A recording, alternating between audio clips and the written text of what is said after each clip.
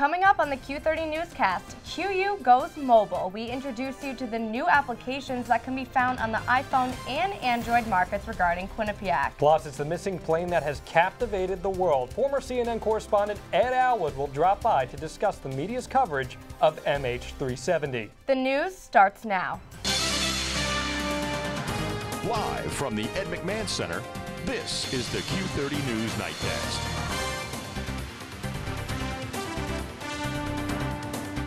Good afternoon, Quinnipiac, and welcome to the Q30 Newscast. I'm John Alba. And I'm Kristen Campeta.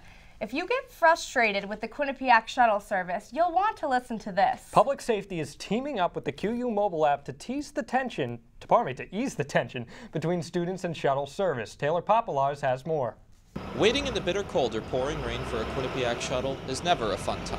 That's why the Department of Public Safety, along with the Student Government Association, is launching a new app that will let students track the shuttles. It's called Transloc.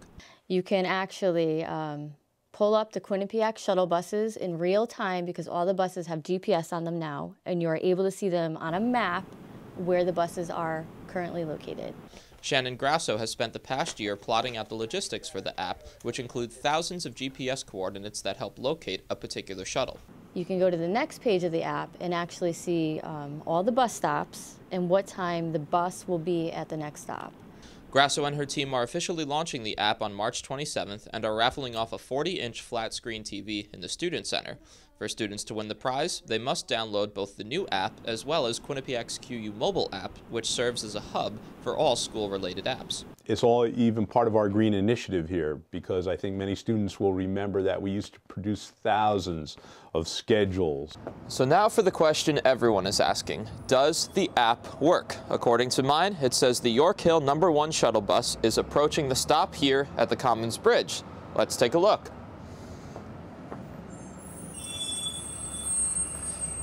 If you can't see the sign, that is indeed the York Hill shuttle. Students who frequently use the shuttles are excited to have the app. I think it's an extremely beneficial app, especially for days like today, freezing days. You don't have to guess when the shuttle's coming, you can just check your apps. Grasso and her team, which include Deputy Chief Ed Rodriguez of Public Safety, are hoping the launch brings the Transloc and QU mobile apps lots of attention. I would like to have as close to as 100% of our student population downloading these apps and using them. Taylor Popolars, Q30 News. The Student Government Association has begun the campaign process for its upcoming elections on April 2nd. Students can vote on Do You QU throughout the day, and the organization will also have laptops set up outside the Carl Hansen Student Center for bypassers to vote. Q30 will broadcast the executive board debates on March 31st in the Carl Hansen Student Center Piazza. Alpha Chi Omega hosted their second annual Walk a Mile in Her Shoes event Saturday. Both women and men showed their support by walking on the quad in high heels. Teams of 5 competed against each other in relay races to see who could run the fastest in their red pumps. The event is a playful opportunity to raise awareness about rape, sexual assault, and gender violence against women. And Kappa Delta sorority held their own philanthropy event this past weekend as well. In honor of St. Patrick's Day, the ladies put on their first annual Shamrock the Ropes, a tug-of-war competition. Pi Kappa Phi fraternity won the event and received money to put towards their own philanthropy. The event raised over $23,000, which will go to Prevent Child Abuse America. It's no secret that the majority of college students graduate with tons of debt. But how about a program that could help you pay off some of that money? Q30's own Elijah Westbrook shows us how Quinnipiac University is making that happen. If you feel that you're in need of financial assistance either throughout college or after graduation, listen closely. SALT, better known as SALT, is a program that Quinnipiac University established back in February. It is meant to help students become more aware of their loan debt when they enter the quote-unquote real world. It's strictly designed as a financial literacy tool to help them understand the importance of borrowing and being mindful of the amount of debt that they could incur if they borrow irresponsibly. Some of the benefiting aspects of this program, according to the university, is that it teaches you how to manage your finances, get out of credit card debt, budget your money, loan repayment strategies, building money skills for life, access to jobs and internships, and find scholarships. Kind of a comprehensive product designed for students to help take them from the moment they begin school at Quinnipiac to the moment that they graduate and everything in between. Students that we spoke to say they haven't signed up for the program and most likely will not. However, feel that SALT can be valuable to those who are in need of strategic financial planning. No, I don't plan on using SALT program. I delete all their emails. I didn't apply just because it wasn't suitable for me, and I know like there's always like different financial aid packages as well. So for me it wouldn't have worked, but I definitely feel like for other people it would definitely be a big advantage for them. So why aren't some of these students signing up for the SALT program, you may ask? News Team 30 reached out to the financial aid office at Quinnipiac. They stated, quote, "The marketing of SALT is a long-term endeavor, and we are hopeful that as students enroll, word will spread and we will see an uptick in participation. If for some reason students do not see a benefit in joining SALT, we will note low enrollment numbers and will revisit our marketing strategies and review the product benefits at a later date." The university feels that this program will become highly successful among students, and those who actually sign up for the program will be benefited the most. Standing here at Quinnipiac University, Elijah Westbrook, Q30 News. It's finally spring, which means the farmers are coming back to campus. The farmers market will be returning to Quinnipiac every Thursday until April 24th. The displays will be available every week from 10 a.m. to 2 p.m. out in front of the Carl Hansen Student Center and cafeteria. Vendors will take both QCash and QCard and some even credit cards. More information can be found on MyQ. And coming up on the Q30 Newscast, the mystery of the missing Malaysia Airlines airplane has been a huge topic among media outlets, Kristen. But is the coverage accurate? We're sitting down with former CNN correspondent Ed Alwood to take a more detailed look at the media's coverage of this devastating event. Continue to search for survivors of the Washington mudslide. How many people officials say are still unaccounted for? We've got this story and your full world news coverage next.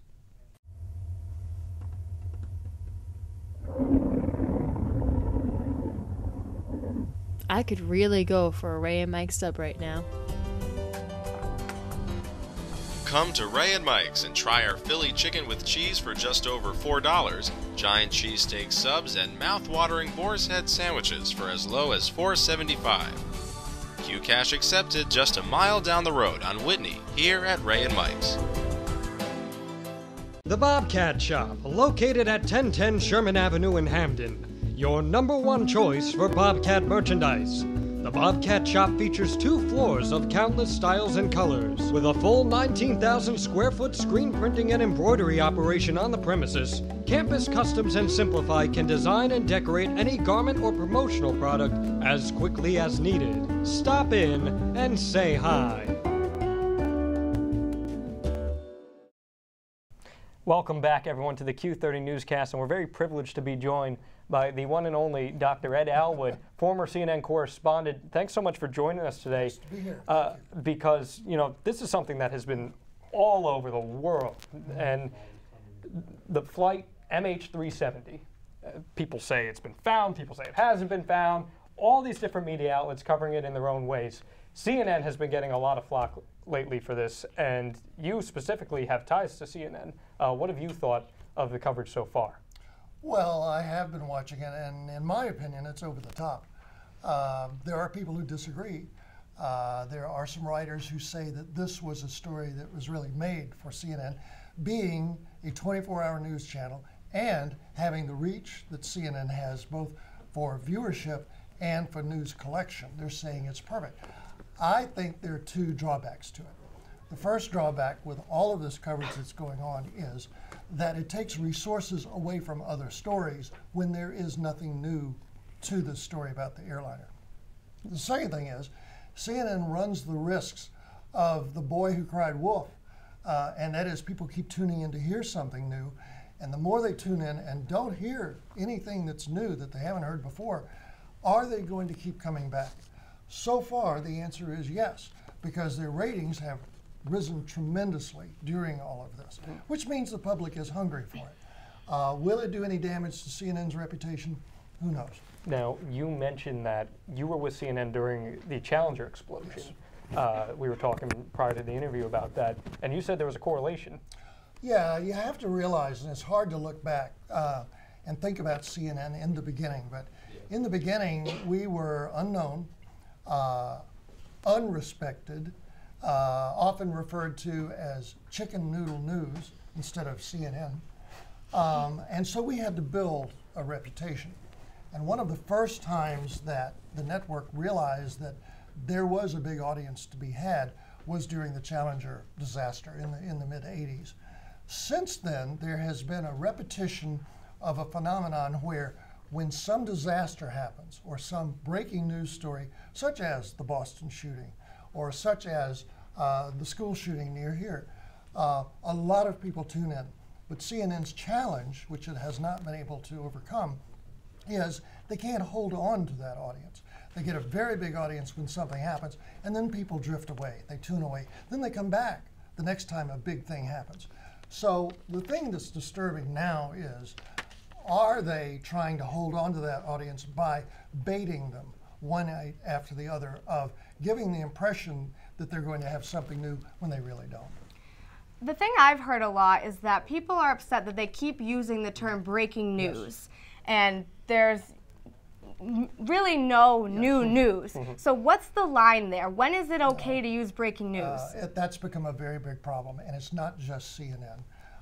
The local stations, I have noticed, do it over and over and over when there is no breaking news. It's not breaking. I have seen cases where a story happened, a crash or a death or something, in the morning, and the 6 o'clock news says breaking news. It's not. It's an ongoing update of a story that happened earlier. So people have gotten sloppy, but the driving part of this is the business side of journalism. Right. They are trying to show the audience they're important. They're trying to show the audience they have the story and suggest nobody else has it. Therefore, you need to tune into us. Unfortunately, they're going to have to tune into you at another time. If they want to hear more, you can always find Dr. Ed Alwood online as well. Just search him up on Quinnipiac. Thank you so much for joining us today. Thanks for having me. Now, state police are starting a new project that focuses on tailgaters out on the highways. Stephanie Fasano tells us how this new law doesn't only affect your commute to and from work, but also the money in your pocket. It's no longer just a pet peeve when a driver is on your tail on the highway. Connecticut State Police started a Stop Tailgating You're Too Close project throughout the month of March. I try to keep as far back as possible from a car in front of me, just in case, because you never really know what's going on in front of you. There's a lot of blind spots on the highway, and I think distance between two cars is something important. Tailgating is when a driver is following too close to another motorist. And when you follow too close, that can lead to an accident. Absolutely, I think the roads would be safer. It would just remind people that you never know, an accident can happen in a split second, especially when you're right up against someone. Police say tailgating was blamed for nearly 40% of accidents in the central part of the state in 2013. I can't speak for the drivers in that area, but I would assume that it would lower the percentage of fender benders. No driver should follow another more closely than is reasonable. And if you don't, a ticket will cost you $132. It would teach me to stop tailgating. I don't know about others, but I wouldn't stop tailgating for a $130 fine. I will rethink that, because I like to keep my money in my pockets. For sure, if there's money involved, people usually will take that into consideration when they're driving. Cruisers will be on the roads with new laser units that measure speed as well as distance. People tailgate, but they're trying to make lane changes because they're behind slow people, so they get really aggressive and all up in there. You know, sometimes it's a little excessive and obnoxious, but sometimes I can see, like, where they're coming from.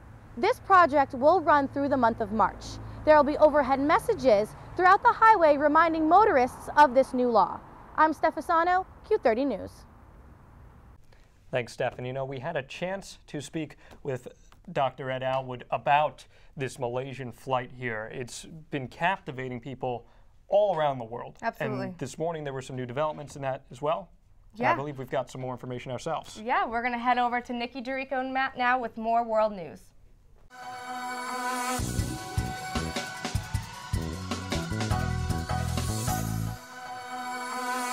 Good afternoon, Quinnipiac. Authorities continue to search for any evidence of the Malaysia Airlines Flight 370. Malaysian officials say a French satellite spotted a possible debris field today containing 122 objects. They were located in the southern Indian Ocean, the same area where satellites spotted objects earlier. A dozen planes and 5 ships are hunting for the objects today, but nothing has been retrieved yet. On Monday, the families of the victims received a phone call or text from Malaysia Airlines saying, quote, "All lives are lost," end quote. Malaysia Airlines have since offered families $5,000 for each lost loved one. Tensions in the Ukraine continue to rise as nearly 30,000 Russian troops sit along Ukraine's eastern border. According to CNN, Ukrainian officials ousted their defense minister on Tuesday, blaming him for poorly handling Russia's recent annexation of Crimea. As new heads of Ukraine attempt to strengthen their country, many still insist that Crimea is theirs. Ukraine's prime minister spoke out earlier this week, calling for support from the international community. Japan and the U.S. have agreed to remove and dispose hundreds of kilograms of highly enriched uranium and separated plutonium. President Obama and Japanese Prime Minister Shinzo Abe co-signed the agreement this week at the 2014 Nuclear Summit in the Netherlands.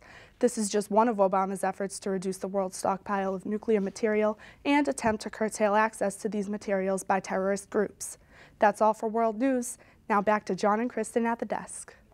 Thanks so much, Nikki. Just ahead on the Q30 Newscast, it may officially be spring, but the temperatures are saying otherwise.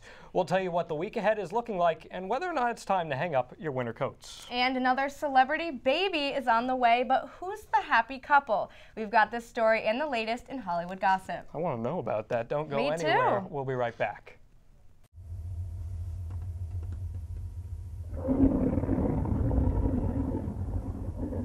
I could really go for a Ray and Mike sub right now.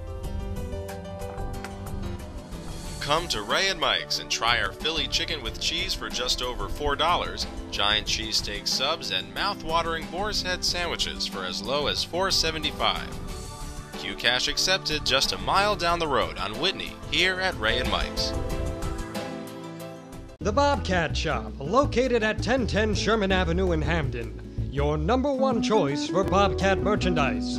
The Bobcat Shop features 2 floors of countless styles and colors. With a full 19,000 square foot screen printing and embroidery operation on the premises, Campus Customs and Simplify can design and decorate any garment or promotional product as quickly as needed. Stop in and say hi. Welcome back to the Q30 Newscast. Crews continue to battle mud and debris in the search for survivors after a massive landslide in Washington on Saturday. The death toll is now as high as 24 and 176 people are still unaccounted for. 2 more bodies were recovered and 8 were located yesterday, adding to the death toll. But officials say they still are going through the area with the hope of making rescues. The landslide covered about a square mile and was caused by groundwater saturation due to heavy rain in the area over the last month. And Kristen, that's obviously a horrible situation there. We've seen these natural disasters, it seems like, reoccurring year after year after year. I know. And obviously our thoughts are with those families and those affected, but let's try to brine things up a little bit. We're going to head over for some weather with our own Liv Dufault.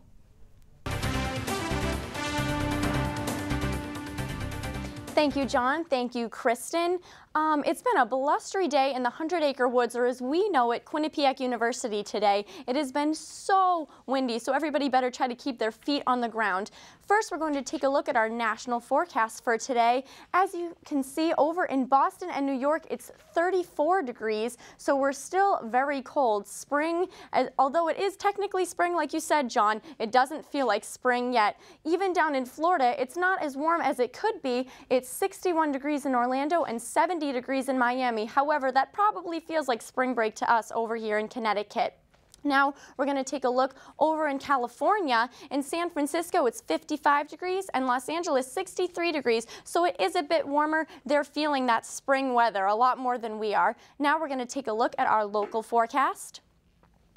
So for our local forecast, we have in New Haven, it's 35 degrees, and up in Hartford, 33 degrees. So pretty much all around Connecticut, it is still incredibly cold. We're in the low 30s, so still not feeling that spring weather yet. Now to take a look at the radar. There's nothing coming. It's very, very dry, so hopefully we won't have too much more snow or precipitation, but there is some area up here where we do still have a little bit of rain coming, which we will see when we talk about our 7-day forecast. But first, let's take a look at tonight's forecast. It is going to be 18 degrees tonight and very windy as it's been all day. with winds at northwest at 22 miles per hour, so everybody better stay bundled up tonight and try to stay inside because that wind chill is going to be pretty bad. Now let's take a look at tomorrow's forecast. Thankfully, the sun is coming back for us. It's going to be mostly sunny tomorrow at 35 degrees, so a little bit warmer than it has been, but still right in the mid-30s with winds moving west at 13 miles per hour. And finally, let's take a look at our 7-day forecast.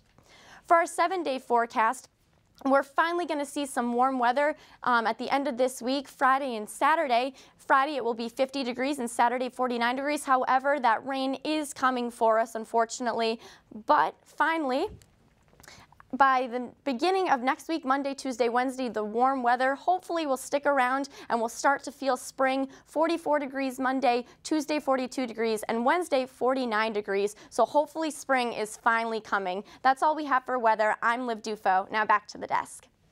Liv, that is so reassuring to hear that spring may actually be on its way. There have been sports games canceled here on campus. There have been people outside wearing their big poofy winter coats. Like me? Like I'm just tired of the cold. I mean, you know, you're sensitive to the cold. I get it. It's okay. I mean, sometimes you got to know what to wear when you're in New England. Taylor Popolow did a pack on that a few months ago, too. So make sure you go back into the archives, Q30television.com. But also, you got to make sure that you tune in for entertainment because Chris and I have wanted to know who this baby is that everyone's talking about. I think I have an idea of who it is, and it's a newly engaged couple, and I think they're so cute. I don't want to give anything away.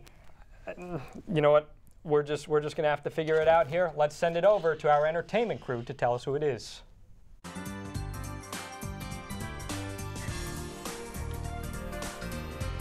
Thanks, guys. Well, there's big news in Hollywood, and it's all to do with a new baby bump. Mila Kunis has announced that she's pregnant with her first child with fiancé Ashton Kutcher. It's unclear how far along Kunis is in the pregnancy, but sources say that the couple is going to keep a lot of the details private. The couple met on set while filming That 70s Show, where she shared her first kiss with Kutcher. They began dating in 2012 and announced their engagement just last month.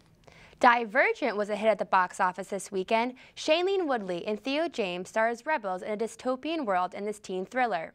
Woodley's character, named Treese, is a young woman who poses a threat to society after failing to fit into one of the 5 categories and is deemed divergent. The movie is based on the first book in a trilogy written by Veronica Roth. The film made an estimated $56 million in its opening weekend. The sequel, Insurgent, has already been greenlit by Lionsgate to premiere in 2015. After 10 years of marriage, Gwyneth Paltrow and Chris Martin are separating. The announcement was made on the Oscar winner's website, Goop. The couple says they are sad to announce, but they have decided to separate. It was only last year when Paltrow told Good Housekeeping magazine marrying her husband was the best decision of her life. The two just celebrated their 10th year wedding anniversary in December. Such sad news to hear. I'm so sad. That's it for entertainment news. Now back to the desk. Ladies, it's that time of the year again, March Madness, and people are eager to fill out their brackets at a shot to win lots of cash. But what are the odds of having a perfect bracket? This story and more sports coverage after the break.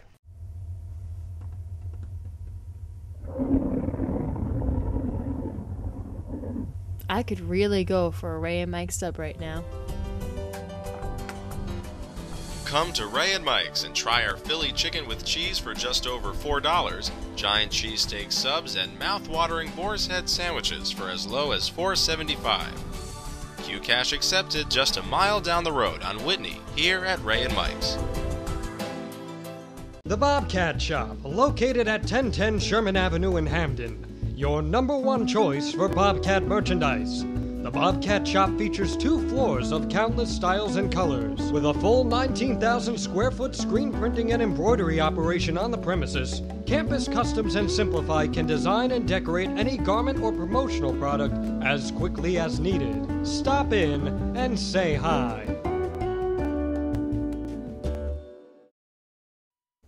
The yearly NCAA tournament known as March Madness is underway. Every year, people put money on filling brackets in hopes to win large amounts of cash. But the results are not always what they expect. Q30's Sean Clasby has more. The yearly men's college basketball tournament known as March Madness is underway. Every year, people fill out their own bracket and place money in bracket pools. But this year, people are having a hard time winning. My bracket is awful. Yeah, I had a bracket pool with some friends of mine from back home, and yeah, I'm not going to win it. Pretty horrendous, actually. It's pretty much done. The one that I put in, because like I did one with my mom's work for money. That one I had VCU winning because for kicks and giggles I decided no one else is going to put VCU winning. So if they did win, then I'd be the one to win. But they lost in the first round, so my bracket's done. This year, Warren Buffett said he would give $1 billion to the person who picked a perfect bracket. While no one's bracket has survived the first round, Professor Jamie Miller thinks it'll happen soon. I do think it's possible to pick a perfect bracket. Mathematically, it's possible, and it's definitely possible on the form. It's hard, but yeah, possible.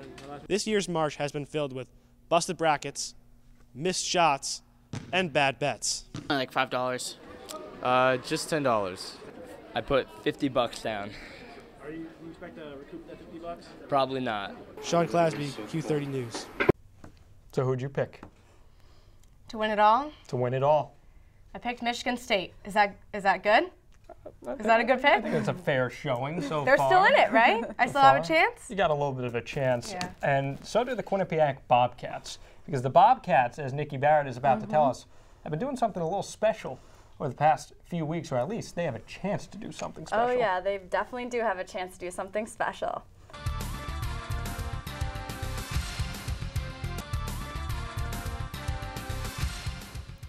The ECAC tournament came to an end for the Quinnipiac Bobcats this past weekend in Lake Placid, New York at the semifinals. The 5th-ranked Bobcats were eliminated by the 14th-ranked Colgate Raiders 3-2 in double overtime at the Herb Brooks Arena. But the season is not quite over for the Bobcats with the NCAA tournament beginning this Friday. QU has been selected as the number 2 seed in the East Regional of the NCAA tournament and will face 3rd-seeded Providence College on Friday at 5:30 p.m. at the Webster Bank Arena in Bridgeport, Connecticut. Quinnipiac students had the opportunity to purchase discounted tickets earlier this morning at the TD Bank Sports Center. But if you didn't get your tickets yet, don't worry, you can still order them by calling the Webster Bank Arena box office. In other news, Clarkson University's women ice hockey team is the new NCAA champion. Quinnipiac hosted the Frozen Four tournament this past weekend at High Point Solutions Arena inside the TD Bank Sports Center. The number 3 Clarkson Golden Knights took on the number 1 Minnesota Golden Gophers in the championship game on Sunday and came out on top with a 5-4 victory. Nikki, thank you so much for that. And if anyone wants to find out more of those highlights, all you got to do, Q30television.com, check out Sports Balls. But that's going to do it for us on Q30 News this week. But we'll be back next week, same time, same place. Stay updated all week long by following us on Facebook and Twitter at Q30 News, and as I just mentioned, online at Q30television.com. Have a good night, everyone.